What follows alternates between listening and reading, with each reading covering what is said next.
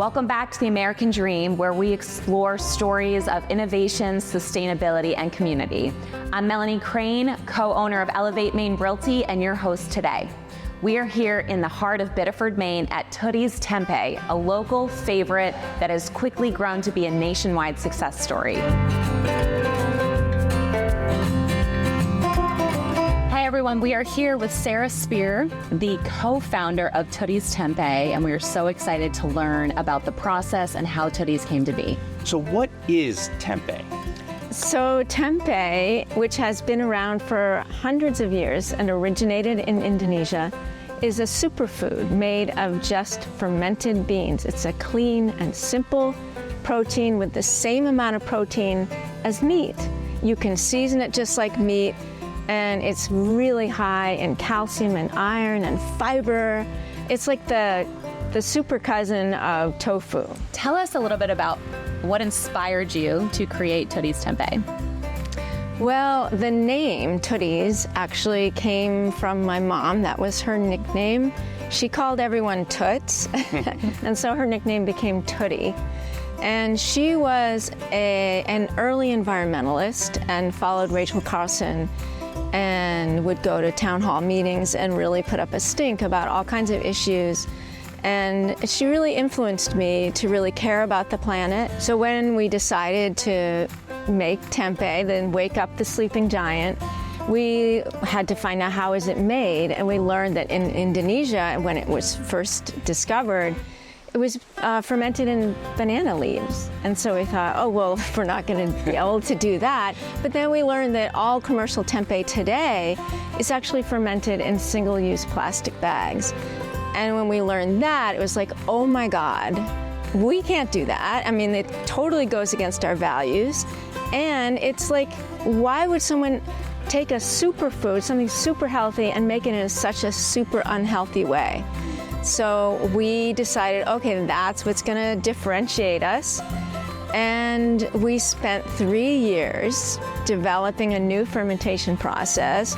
We got grants in food technology and worked with some industry partners who are in the biosciences to create a fermentation process that does not use plastic bags, and we use metal pans over and over, so it's incredibly sustainable. Are you currently shipping out to other countries? So very dedicated to local sourcing, and then we're thinking we also want to be a national brand.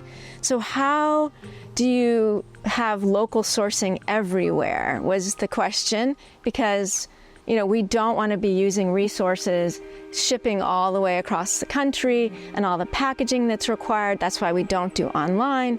And so we came up with the idea of having, since we're a worker-owned co-op, of having cooperative production facilities regionally around the country, each one sourcing from their local farmers, so that wherever Tootie's is purchased, the consumer is always supporting their local farmers, workers, and communities.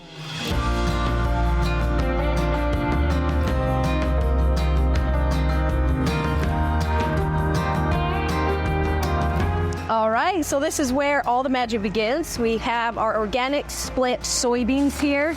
They're split. They've had the hull taken off of them.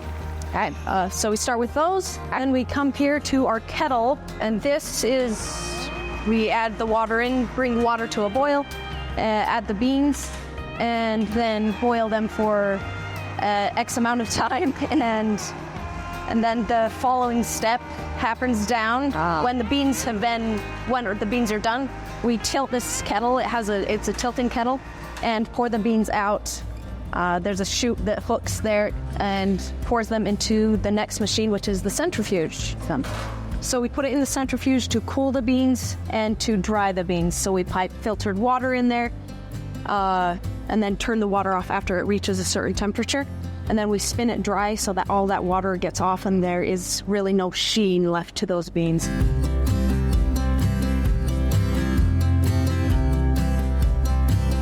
What have you learned through this process, whether it's, launching Tootie's Tempeh, managing behind the scenes?